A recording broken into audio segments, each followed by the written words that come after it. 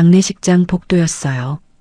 형광등 불빛이 창백하게 깔린 의자 끝에 5살짜리 아이가 혼자 앉아 있었거든요. 방 안에서는 어른들 목소리가 계속 새어나오고 있었는데 형편 타령, 자식 타령, 눈치 싸움이 전부였어요. 그 어떤 목소리도 아이 쪽을 향하지 않았어요. 김아리는 발을 가만히 흔들면서 닫힌 문만 바라보고 있었는데 그때 복도 끝에서 낯선 발소리가 들려왔어요. 이야기가 시작되기 전 잠시만 함께 해주세요. 오늘 이 이야기가 여러분 마음 한켠에 오래 남기를 바랍니다. 마음에 닿으셨다면 구독과 좋아요로 함께 해주세요. 장례식장이 조용하다고 하면 거짓말이었어요. 국화꽃 냄새, 향 연기, 사람들의 낮은 수군거림이 복도까지 흘러나오고 있었거든요. 근데 5살짜리 아이한테는 그게 아무 의미가 없었어요. 아리는 그냥 배가 고팠어요. 아침에 뭘 먹었는지도 기억이 잘 안 났는데 누군가 과자 하나를 쥐어줬던 것 같기도 하고 아닌 것 같기도 하고 그게 전부였어요. 의자가 너무 컸어요. 발이 바닥에 닿지 않아서 아리는 그냥 발을 앞뒤로 흔들면서 신발 코만 내려다보고 있었거든요. 엄마가 사준 분홍 운동화였는데 왼쪽 끈이 살짝 풀려 있었어요. 묶어달라고 할 사람이 없었어요. 방 안에서 또 목소리들이 높아졌어요. 아리는 문 쪽을 봤는데 어른들이 뭔가를 의논하고 있다는 건 알았어요. 자기 얘기라는 것도 어렴풋이 알았고요. 근데 어떻게 되는 건지는 몰랐어요. 엄마 아빠가 저 방 안에 없다는 것, 이제 집에 가도 없을 거라는 것, 그 무게가 5살짜리한테 온전히 내려앉기엔 아직 너무 컸거든요. 우리 집은 애가 셋인데 진짜 방이 없어. 형편이 괜찮은 데서 맡아야지. 나는 월세도 빠듯하다고. 시설이 꼭 나쁜 건 아니잖아. 거기도 잘 돌봐준다는데. 잠깐 침묵이 흘렀어요. 아무도 틀렸다고 말하지 않았어요. 일단 오늘은 여기 있고 내일 다시 얘기하자. 아리는 그 목소리들을 다 듣지는 못했어요. 문이 두꺼웠고 아이의 귀는 아직 그런 말들의 무게를 다 받아내지 못했거든요. 그냥 방 안이 시끄럽다는 것만 알았어요. 엄마가 있었으면 안아줬을 텐데, 아빠가 있었으면 어깨에 태워줬을 텐데, 그런 생각이 자꾸만 맴돌았어요. 아리는 가방 안을 뒤졌어요. 곰 인형이 있었는데 귀 한쪽이 엉성하게 꿰매져 있었거든요. 실색깔이 인형색이랑 달랐어요. 엄마가 직접 고쳐준 자국이었어요. 아리는 그 귀를 손가락으로 만지작거리면서 한동안 가만히 있었어요. 그때 복도 저편 유리문이 열리는 소리가 났어요. 무거운 발소리였어요. 아린이 고개를 들었어요. 검은 점퍼를 입은 남자였는데 키가 크고 어깨가 넓었어요. 목 옆으로 검은 먹물 자국이 셔츠 위로 삐져나와 있었거든요. 장례식장이랑은 영 어울리지 않는 사람이었어요. 눈이 날카로웠고 표정이 없었는데 그 남자가 향 쪽으로 걸어가다가 복도를 힐끗 봤어요.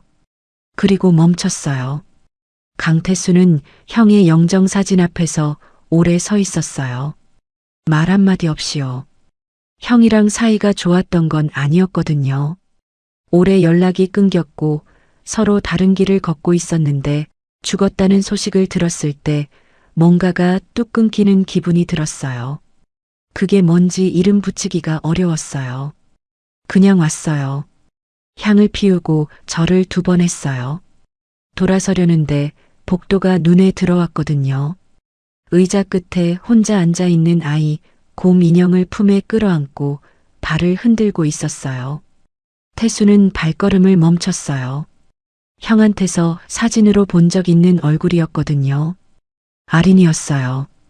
그때 방 안에서 시설이라는 단어가 들렸어요. 태수의 턱이 굳었어요. 태수가 회의실 문을 열고 들어섰어요. 친척들이 일제히 그를 올려다봤어요. 아, 태수 씨 왔네. 아린이 얘기하는 중이었어. 어디서 맡을지. 태수는 자리에 앉지 않았어요. 사람들 얼굴을 한번 훑더니 짧게 말했어요. 내가 키울게. 방 안이 조용해졌어요. 태수 씨가? 아니, 지금 형편이. 내가 키운다고. 더 이상의 설명은 없었어요. 태수는 회의실을 나와 복도로 돌아왔는데 아리는 여전히 같은 자리에 앉아 있었어요. 태수가 천천히 걸어가서 아이 앞에 쪼그려 앉았어요. 두 사람이 처음으로 눈을 마주쳤어요. 아리는 이 남자가 무서웠어요. 목에 뭔가 그려져 있었고 눈이 날카로웠거든요. 근데 이상하게도 도망치고 싶지 않았어요. 지금까지 아린을 봤던 어른들은 다 눈길을 피했는데 이 남자는 피하지 않았거든요. 이름이 아린이지? 아린은 작게 고개를 끄덕였어요. 배고파? 아린이 다시 끄덕였어요. 태수는 일어서면서 손을 내밀었어요. 그럼 가자. 아린은 인형을 한 팔로 끌어안고 태수의 손을 잡았어요. 손이 거칠고 컸어요. 장례식장 유리문을 나서자 찬바람이 두 사람 얼굴을 스쳤는데 아린이 뒤를 한번 돌아봤어요. 하얀 국화꽃이 빛나는 방, 엄마 아빠가 있는 곳이었어요. 발걸음이 잠깐 멈췄다가 다시 움직였어요. 그날 밤 태수는 편의점에서 삼각김밥 2개랑 따뜻한 두유를 샀어요. 아리는 처음으로 밥을 먹으면서 울었는데 태수는 무슨 말을 해야 할지 몰라서 그냥 옆에 앉아 있었어요. 자리를 지키는 것 말고는 할 수 있는 게 없었거든요. 태수의 빌라는 작고 낡았어요. 방 2개짜리였는데 큰 방은 거의 비어 있다시피 했고 작은 방엔 이불이랑 옷가지가 뒤섞여 있었거든요. 아린이 들어오던 날 태수는 말없이 작은 방을 치웠어요. 자기 짐을 큰 방으로 하나씩 옮기면서 아무 말도 하지 않았는데 아린은 방 입구에 서서 그 모습을 조용히 지켜봤어요. 이 사람이 자기 방을 내주고 있다는 걸 아이는 알았거든요. 이불을 펴주고 불을 끄면서 태수가 짧게 말했어요. 자라고요. 아리는 이불 속에 들어가 눈을 감았는데 잠이 오지 않았어요. 천장이 낯설었고 냄새가 달랐고 엄마 목소리가 들리지 않았거든요. 아리는 곰 인형을 끌어안고 조용히 눈만 감고 있었어요. 다음 날 아침이 왔어요. 태수가 냉장고를 열었는데 텅 비어 있었어요. 뒤통수를 극적이더니 장 보러 가야겠다고 중얼거렸어요. 아린을 데리고 동네 시장으로 나갔는데 태수는 시장을 걸으면서 뭘 사야 하는지 몰랐어요. 5살짜리 아이가 뭘 먹는지 생각해 본 적이 없었거든요. 가판대 앞을 지나면서 이것저것 봤는데 두부, 콩나물, 달걀, 뭐가 맞는지 알 수가 없었어요. 아린아, 뭐 먹고 싶어? 아린이 가판대를 두리번거리다가 달걀말이를 손으로 가리켰어요. 달걀? 엄마가 자주 해줬어. 태수는 잠깐 멈추더니 달걀 한 판을 집어들었어요. 그래, 그거 사자. 집에 돌아와서 태수는 유튜브를 켰어요. 달걀말이 만들기를 검색했거든요. 영상을 2번 멈추고 다시 보면서 서툰 손으로 프라이팬을 기울였는데 첫 번째는 터졌어요. 2번째는 탔고요. 3번째가 되어서야 겨우 말린 모양이 나왔는데 비뚤하고 색이 고르지 않았지만 그래도 달걀말이었어요. 아리는 식탁에 앉아서 그 과정을 처음부터 끝까지 봤어요. 3번이나 실패하면서도 포기하지 않는 남자의 뒷모습을요. 태수가 접시에 달걀말이를 올려서 내밀었는데 아린이 한 입 먹고 잠깐 씹었어요. 태수는 아무 말 없이 아이의 표정을 기다렸어요. 맛있어? 아린이 고개를 끄덕였어요. 맛있어. 태수는 대답하지 않고 등을 돌려서 설거지를 시작했어요. 아린은 보지 못했지만 그의 귀가 약간 붉어져 있었거든요. 며칠이 지났어요. 아린이 어린이집에 가야 했는데 등록부터 준비물까지 태수는 아는 게 없었어요. 전화를 4번이나 했거든요. 어린이집 선생님한테 1번, 구청 복지 담당자한테 1번, 친척한테 1번, 다시 어린이집에 1번이요. 준비물 목록을 손으로 받아 적으면서 태수는 얼굴이 굳어 있었어요. 여벌 옷 2벌, 수건, 이름표, 실내화, 낮잠용 이불. 적어놓고 보니 생각보다 많았거든요. 동네 문구점에 가서 이름표를 샀어요. 집에 와서 아린 이름을 써넣었는데 글씨가 크고 삐뚤었어요. 다시 하나 사와서 다시 썼어요. 2번째가 조금 나았어요. 조끼 어디에 달아야 하는지 몰라서 아린한테 물었어요. 여기 달면 되지 않냐? 엄마는 여기 달아줬는데. 아린이 가슴 쪽을 짚었어요. 태수는 말없이 바늘이랑 실을 찾았어요. 서랍을 3개 열고서야 나왔는데 실을 꿰는데 한참이 걸렸어요. 바늘구멍이 너무 작았거든요. 가만히 있어봐. 이름표는 비뚤어졌지만 단단히 붙었어요. 아린이 처음 어린이집을 다녀오던 날 태수는 현관에서 기다리고 있었어요. 아린이 가방을 내려놓으면서 말했어요. 아무도 자기랑 안 놀아줬다고, 선생님이 이름 부를 때 혼자였다고요. 태수는 그 말을 듣고 한참 아무 말도 하지 못했어요. 무릎을 꿇고 아린이랑 눈높이를 맞췄는데 뭐라고 해야 할지 몰랐거든요. 괜찮다고 하면 거짓말이 될 것 같았고 금방 좋아진다고 하면 확신이 없었어요. 내일도 가야 해? 응. 싫은데. 그래도 가야 해. 아린이 입술을 내밀었어요. 왜? 친구 생기면 달라져. 처음엔 다 그래. 태수는 사실 확신이 없었어요. 그냥 그렇게 말하는 게 맞는 것 같아서 말한 거였거든요. 아린은 그날 밤 이불 속에서 한참을 조용히 있다가 잠들었어요.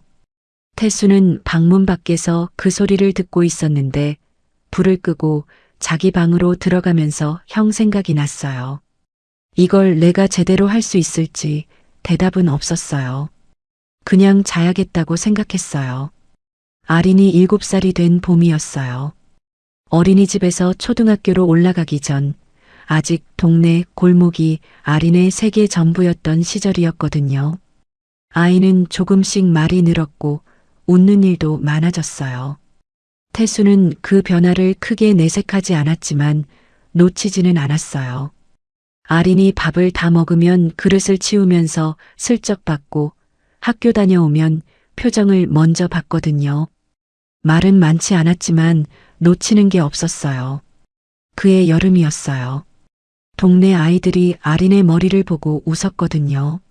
묶음이 흐트러져서 한쪽만 제대로 묶여있던 날이었어요.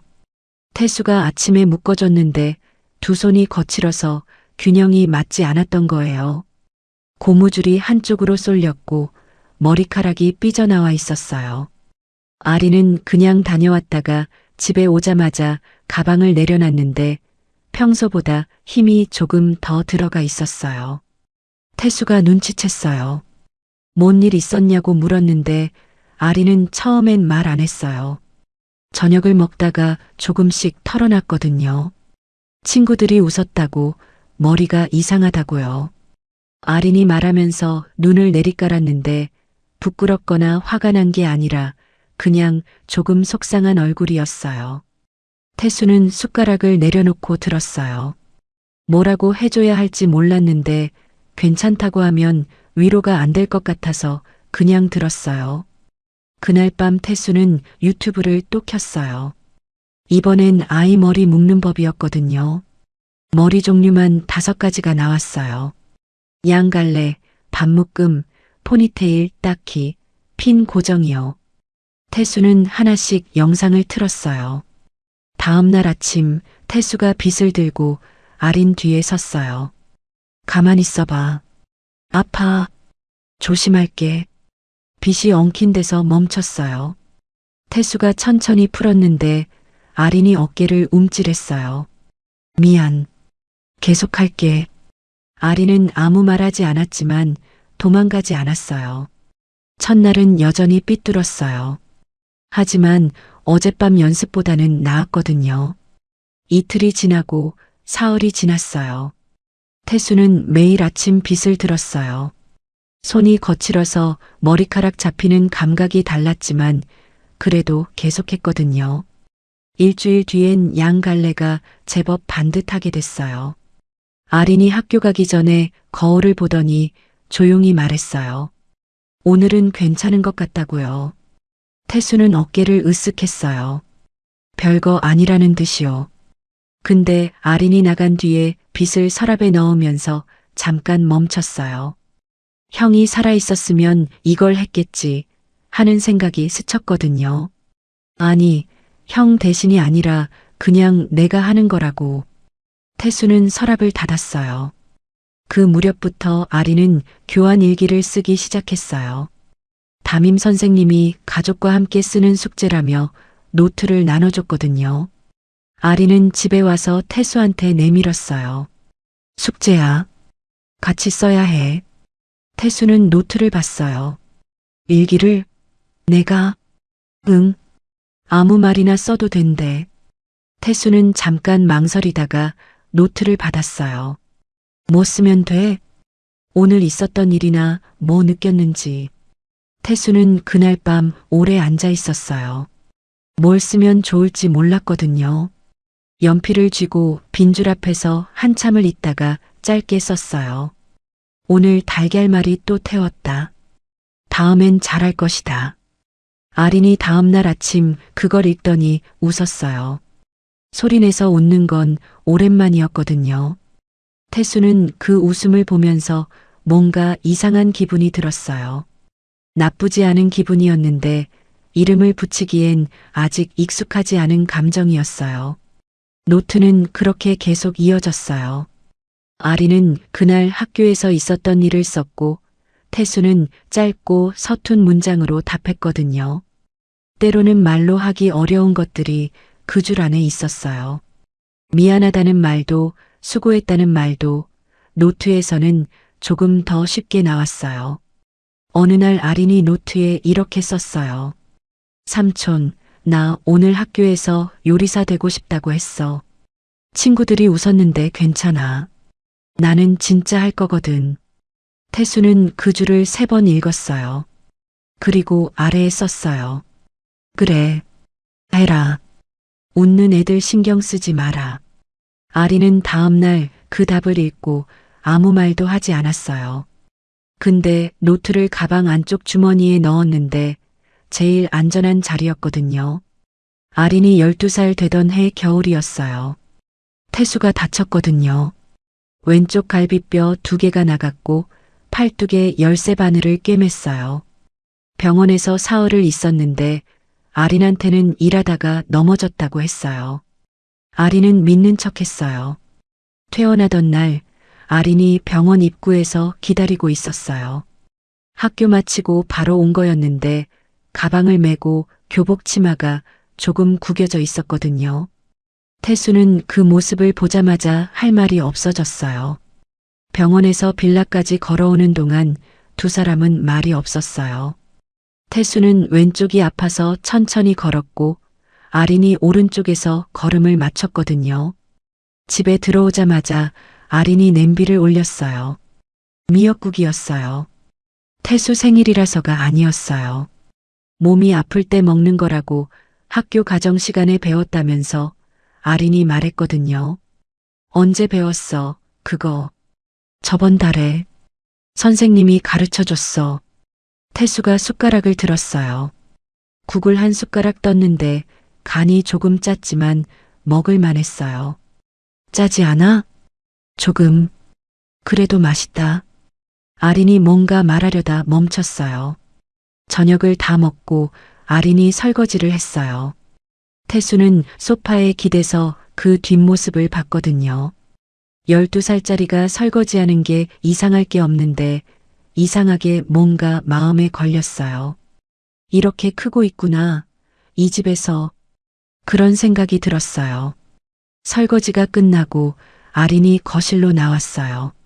소파 옆에 앉더니 무릎 위에 손을 올리고 잠깐 있었거든요. 삼촌. 응. 그 일 그만하면 안 돼? 태수는 대답하지 않았어요. 다치는 거 싫어. 나, 일이 다 그렇지. 아니잖아. 그 일은 달라. 태수는 창문 쪽을 봤어요. 바깥은 어두웠고 가로등 하나가 빌라 담벼락을 비추고 있었거든요. 할 말이 있었어요. 먹고 살아야 하고 다른 거 할 줄 아는 게 없고 지금 당장은 어렵다는 말이요. 근데 그 말이 나오질 않았어요. 아린이 노트를 꺼냈어요. 교환 일기였어요. 그 자리에서 펼쳐서 뭔가를 적더니 태수한테 내밀었거든요. 나는 삼촌이 다치는 게 싫다. 그냥 같이 밥 먹고 싶다. 매일. 태수는 그 문장을 한 번 읽고 접었어요. 아린을 봤는데 12살 눈이 또렷했어요. 무서운 것도 알고 원하는 것도 아는 눈이었거든요. 그날 밤 태수는 오래 생각했어요.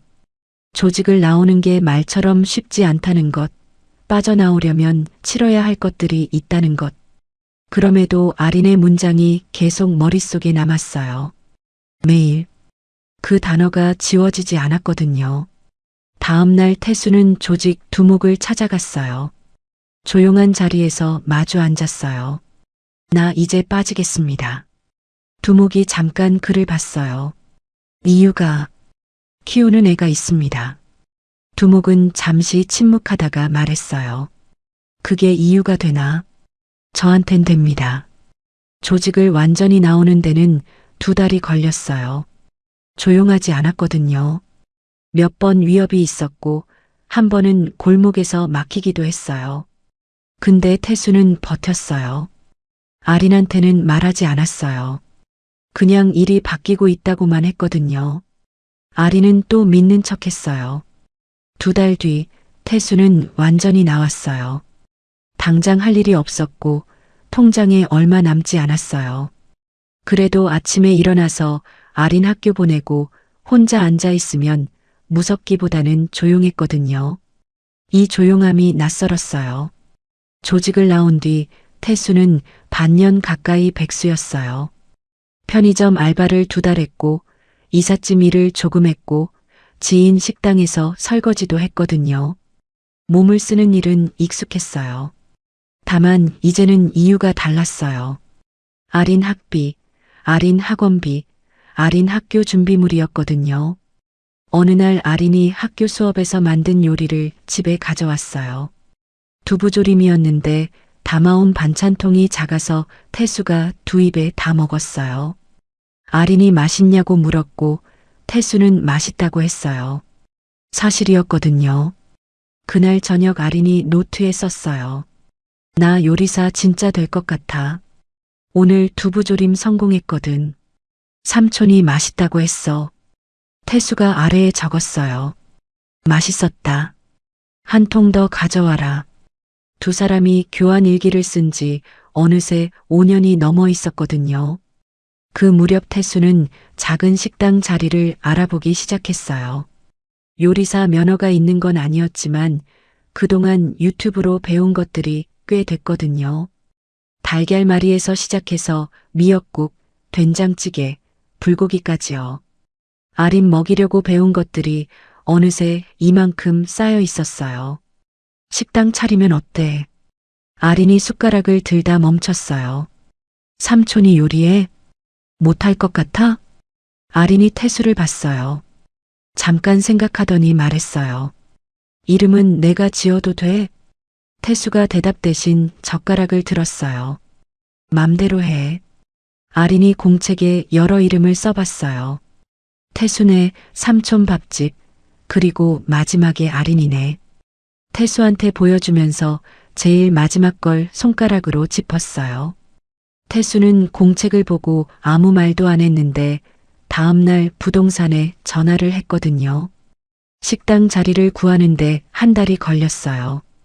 동네 골목 안쪽 테이블 4개짜리 작은 공간이었는데 보증금이 빠듯했지만 됐어요. 인테리어는 태수가 직접 했거든요.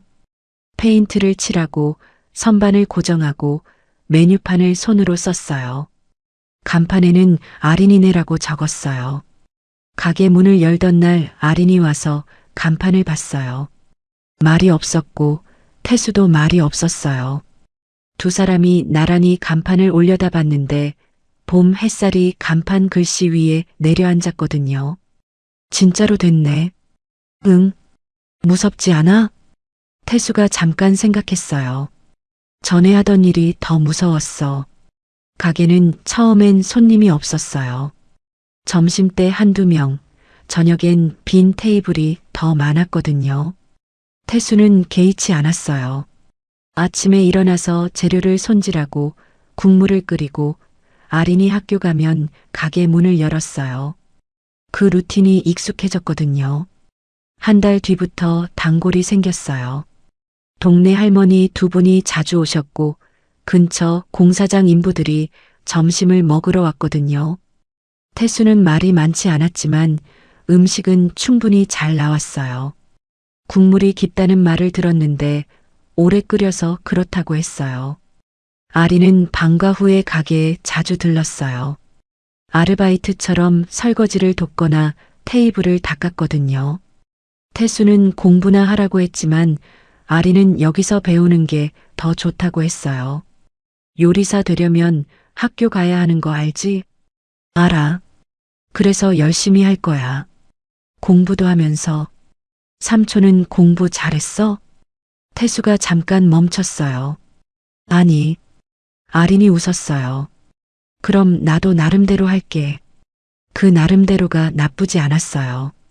아린은 중학교 내내 요리 관련 책을 읽었고 조리 동아리에 들어갔고 고등학교는 조리 특성화고를 택했거든요.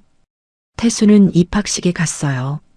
정장을 처음 입었는데 목옆 문신이 셔츠 위로 조금 보였어요.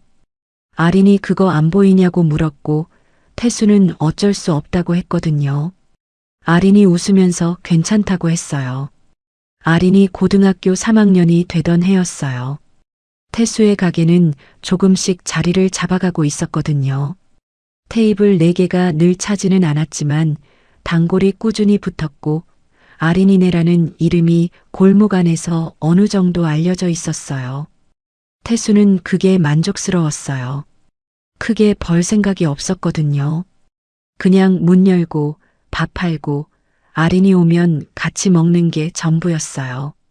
그 무렵 태수는 지난 일이 가끔 생각났어요. 조직에 있던 시절이요. 이름도 기억 안 나는 골목들, 무릎을 꿇렸던 밤들, 형의 장례식장, 아린의 손을 처음 잡던 것. 그 순서가 때때로 잠들기 전에 떠올랐거든요. 아린이 어느 날 저녁에 늦게 들어왔어요. 실습 수업이 길어졌다고 했는데 외투를 걸면서 부엌 쪽을 봤어요. 태수가 혼자 늦은 저녁을 먹고 있었거든요. 밥 남아 있어? 있어. 앉아. 아린이 앉아서 숟가락을 들었어요. 오늘 실습에서 소스 레시피 새로 배웠어. 어떤 거? 데미글라스? 양식이야. 태수가 국을 뜨면서 물었어요. 맛있어? 응. 근데 어려워. 계속 저어야 해. 그게 요리지. 아린이 먹다가 태수를 봤어요. 잠깐 뭔가를 생각하는 얼굴이었거든요. 삼촌, 나 졸업하고 나서 좀 다른 데서 일하고 싶어? 태수가 숟가락을 내려놨어요. 어디? 서울 말고도 있잖아. 배울 수 있는데. 그러면 돼. 응? 가도 된다고. 아린이 멈추더니 태수를 봤어요. 삼촌은? 나는 여기 있지. 가게 있잖아. 혼자 있어도 돼? 태수가 잠깐 웃었어요. 소리 없이요. 원래 혼자였어. 아린은 그 말에 아무 대답도 하지 않았어요. 밥을 다 먹고 나서 설거지를 했거든요. 태수가 뭔가 말하려다 하지 않았어요. 그냥 TV를 켰어요. 두 사람이 나란히 소파에 앉아 있었거든요. 사실 태수는 아린이 떠나는 게 싫지 않았어요. 무섭긴 했어요. 이 집이 조용해지는 게요. 근데 그게 맞는 순서였거든요. 아린이 멀리 가서 요리를 배우고 자기 일을 하고 사는 것. 그게 형이 원했던 것이고 지금의 태수가 바라는 것이었어요. 다음 날 아침 태수가 교환 일기를 꺼냈어요. 오랜만이었거든요. 아린이 중학교 이후엔 노트 쓰는 게 뜸해졌는데 그래도 노트는 서랍 안에 있었어요. 태수가 펼쳐서 맨 뒤 빈 줄에 썼어요. 내가 잘 되면 된다. 그게 다야. 덮어서 서랍에 넣었어요. 아린한테 보여줄 생각은 없었거든요. 그냥 적고 싶었어요. 아린이 나중에 서랍을 열다가 노트를 봤어요. 펼쳐서 마지막 줄을 읽었는데 한참 서 있었거든요. 거실로 나오면서 말했어요. 삼촌, 이거 읽었어. 태수가 TV를 보다가 얼굴을 돌렸어요. 멋대로 봤어? 서랍에 있었는데. 잠깐 침묵이 흘렀어요. 그냥 줄 생각이었어. 아린이 노트를 가슴에 안았어요. 그 노트는 아린의 짐 안에 들어갔어요. 졸업 후 부산으로 내려가서 한식 전문점에서 일을 시작할 때도 1년 뒤 조리 자격증을 딸 때도 그 노트는 항상 가방 안에 있었거든요. 아린이 20이 되던 해였어요. 태수는 가게를 리모델링 했거든요. 테이블을 2개 더 늘리고 메뉴판을 새로 썼어요. 혼자 했는데 페인트를 다시 칠하면서 오래된 자국들을 덮었거든요. 어디서 묻었는지 모를 기름 얼룩, 아린이 어렸을 때 낙서한 벽 귀퉁이. 그 낙서 부분은 칠하다가 멈췄어요. 그냥 뒀거든요. 아린한테는 생일에 오라고 했어요. 짧은 문자로요. 생일에 와라. 밥 해줄게. 아린은 부산에서 기차를 탔어요. 서울역에서 내려 지하철을 갈아타고 동네로 들어오면서 골목 풍경이 생각보다 그대로였거든요. 간판도 담벼락도 올라가는 계단도 낯설지 않았어요. 아린이네 가게 앞에 도착했어요. 간판이 새로 칠해져 있었는데 같은 글씨체였거든요. 문을 열고 들어서자 국물 냄새가 났어요. 태수가 부엌에 있었어요. 왔어? 응. 뭐해? 미역국. 아린이 들어와서 가방을 내려놨어요. 생일이라서? 아니면? 아린이 잠깐 웃었어요. 나 생일에 미역국 먹은 게 몇 번인지 알아? 모르는데. 15번. 태수가 국자를 들다가 멈췄어요. 세고 있었어? 응. 태수는 아무 말 없이 국을 마저 저었어요. 아린이 테이블을 닫고 수저를 놨는데 예전에 하던 것처럼이었거든요. 두 사람의 손이 교차했어요. 수저 놓는 자리, 물컵 위치, 아무도 정한 적 없는데 둘이 같았어요. 밥을 먹는 동안 말이 많지 않았어요. 그냥 먹었거든요. 국물이 진했어요. 아린이 한 숟가락 더 뜨면서 말했어요. 맛이 변하지 않았다고요. 태수는 레시피가 같으니까 그렇다고 했어요. 밥을 다 먹고 아린이 가방에서 뭔가를 꺼냈어요. 종이 몇 장이었는데 손으로 쓴 글씨였거든요. 이거 태수가 받았어요. 뭐야? 읽어봐. 태수는 첫 줄을 읽었어요. 삼촌에게. 고개를 들었거든요. 지금 읽어? 아린이 고개를 끄덕였어요. 읽는 동안 나 좀 봐줘. 태수는 편지를 읽었어요. 장례식장 복도에서 처음 만나던 날부터 썼거든요. 달걀말이, 이름표, 교환일기, 갈비뼈 다쳤던 밤, 간판 달던 날, 노트 마지막 줄. 태수가 한 것들이 다 적혀 있었어요. 편지 마지막에는 이렇게 쓰여 있었어요. 나는 삼촌이 아빠라고 생각해. 예전부터 그냥 말을 못했어. 오늘은 말하고 싶었어. 낳아준 것보다 이렇게 사는 게 더 가족인 것 같아서. 태수는 편지를 접었어요. 눈이 따가웠거든요. 고개를 들지 않았어요. 아린이 먼저 말했어요. 아빠. 태수가 고개를 들었어요. 아린이 다시 말했어요. 아빠라고 불러도 돼? 태수는 바로 대답하지 못했어요. 잠깐 그대로 있다가 말했어요. 그래. 아린이 웃었어요. 나는 내가 어른으로 만들었어. 내가? 응. 나 없었으면 그냥 예전대로 살았겠지. 그날 밤 두 사람은 가게 불을 끄고 같이 나왔어요. 골목 가로등이 켜져 있었는데 봄 저녁이었거든요. 아린이 앞서 걷다가 뒤를 돌아봤어요. 태수가 가게 간판을 한 번 더 봤어요. 아린이네. 태수가 발걸음을 옮겼어요. 그 뒤로 시간이 흘렀어요. 아린은 부산의 식당에서 2년을 더 일했거든요. 주방에서 자리가 잡혔고 손님 테이블에서 이름이 오르내리기 시작했어요. 소스가 좋다는 말, 국물이 깊다는 말이요. 어디서 배웠냐는 질문에 아린은 항상 같은 대답을 했거든요. 동네 작은 가게요라고요.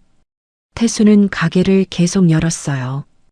혼자였지만 루틴은 달라지지 않았거든요.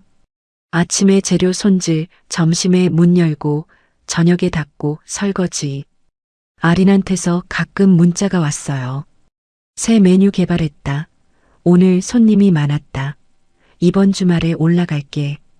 태수는 짧게 답했거든요. 그래, 와라, 밥 있다. 봄이 또 왔어요. 아린이 서울로 돌아왔거든요. 태수 가게 근처에 자리를 잡았는데 아직 자기 가게는 아니었어요. 남의 주방이었지만 괜찮았어요. 차근차근이었거든요. 어느 저녁 태수가 국을 끓이고 있는데 아린이 들어왔어요. 오늘 뭐야? 된장찌개. 아린이 냄비를 들여다봤어요. 간 좀 봐도 돼? 태수가 숟가락을 내밀었어요. 아린이 한 입 떴어요. 삼촌. 왜? 나 처음 먹은 달걀말이 생각난다. 이거 먹으면. 태수가 웃지는 않았지만 말했어요. 그거 많이 태웠지. 3번. 내가 세고 있었냐? 응. 태수는 국자를 들었어요. 아린이 수저를 꺼내서 테이블을 차렸거든요. 둘이 마주 앉았어요. 창밖에 가로등이 켜지기 시작했는데 가게 안은 조용했어요. 다른 손님은 없었거든요. 된장찌개 냄새랑 밥 냄새가 섞였어요. 아린이 밥을 먹다가 말했어요. 나중에 자기 가게 생기면 이름 뭐로 할지 생각해봤다고요. 태수가 뭐냐고 물었어요. 아린이 잠깐 웃더니 말했어요. 태수네. 태수가 숟가락을 들다 멈췄어요. 그게 뭐야? 아빠 이름. 태수가 찌개를 저었어요. 그냥 아린이네 해. 그러면 삼촌이 없잖아. 나는 여기 있잖아. 아린이 생각하다가 말했어요. 그럼 아린이네 별관. 태수가 피식했어요. 마음대로 해. 저녁이 깊어졌어요. 아린이 설거지를 하고 태수가 테이블을 닦았거든요. 예전에 아린이 하던 것, 이제는 반반이었어요.